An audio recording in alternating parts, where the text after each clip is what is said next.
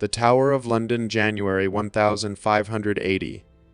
A winter morning so cold that frost covers the stone walls of the lower Wakefield Tower, where Father John Gerard kneels on frozen flagstones.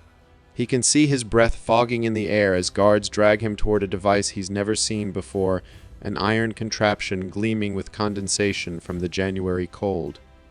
They call it the Scavenger's Daughter.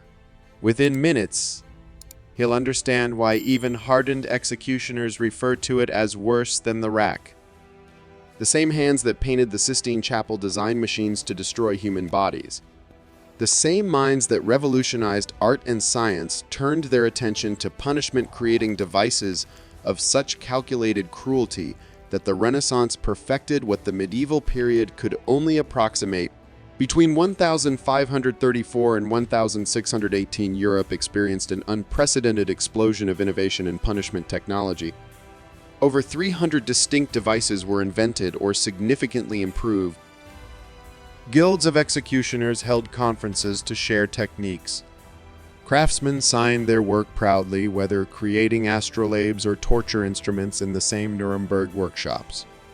This wasn't hidden shame, it was considered essential to maintaining civilized order during the long winter months when executions drew the largest crowds. Here's what they never taught you in art history class. The Renaissance gave us Leonardo's flying machines and Galileo's telescope, but it also gave us innovations in systematic suffering that would make medieval torturers look like amateurs. Consider the expense records from the Tower of London, January 1535 payments preserved in administrative archives showing how punishment became commissioned. Engineering John Smith received 12 shillings for iron bands of specified thickness. Thomas Hartwell was paid 8 shillings for precision screws, and threading William Cooper earned 15 shillings for assembly and testing of the complete mechanism. This wasn't improvised brutality, but systematic innovation applied during winter months, when tower operations continued regardless of cold.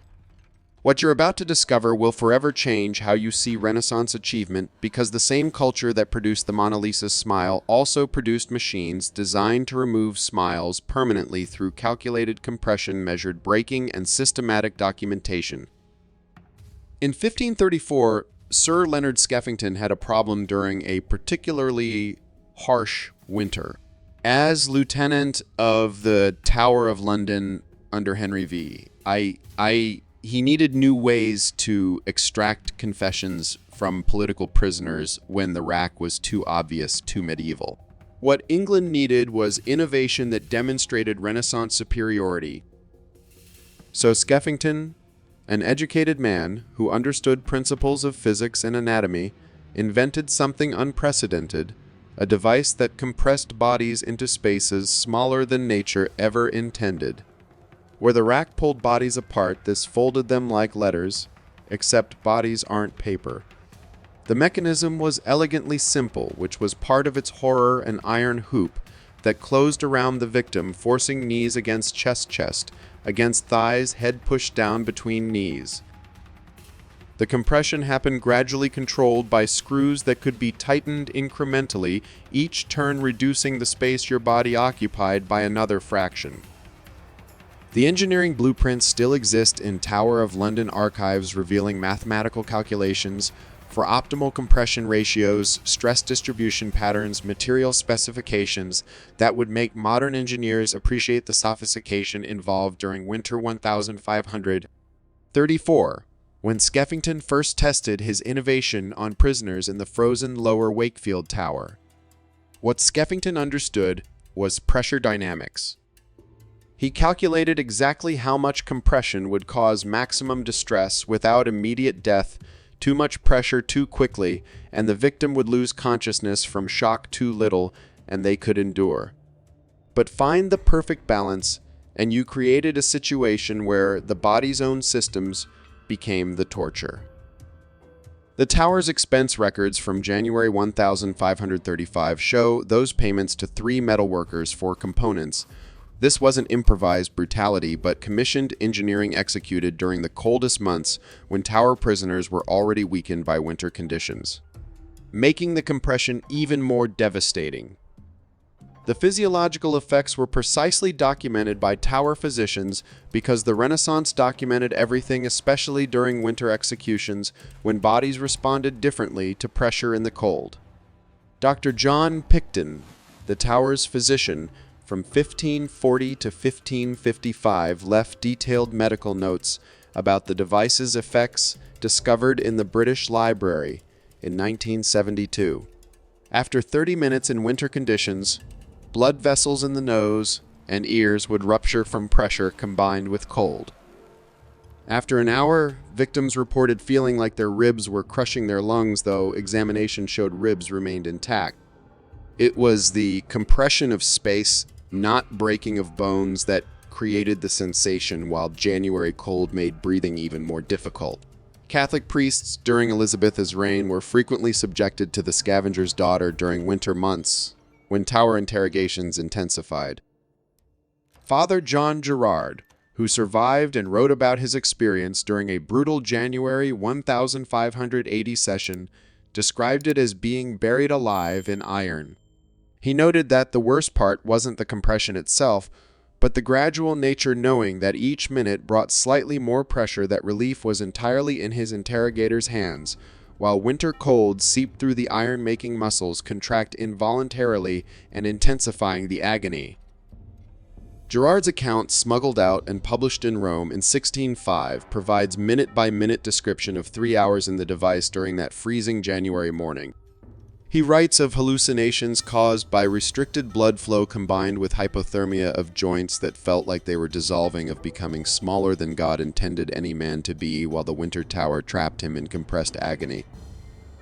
Between 1534 and 1605 tower records indicate the scavenger's daughter was used at least 120 times, with winter months showing the highest usage, because cold made the device more effective. Victims' bodies, already stressed by hypothermia, broke faster under compression.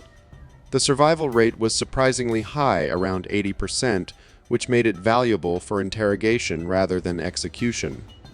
But survival didn't mean recovery. Many victims suffered permanent spinal compression, reduced lung capacity, chronic pain that lasted their remaining years, intensified by the winter damage to already compromised systems. What made this particularly Renaissance was the intersection of engineering and psychology, intensified by seasonal timing. The device's reputation became its primary function. A letter from the tower's constable to the Privy Council in January 1578 notes that the mere presence of Skeffington's engine in the winter chamber oft produces such terror that further persuasion becomes unnecessary.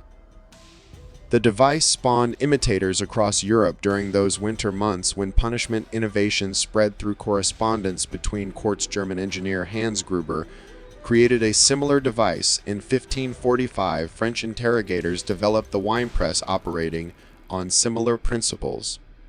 If England perfected crushing life inward during winter, Scotland was developing methods that attacked speech itself.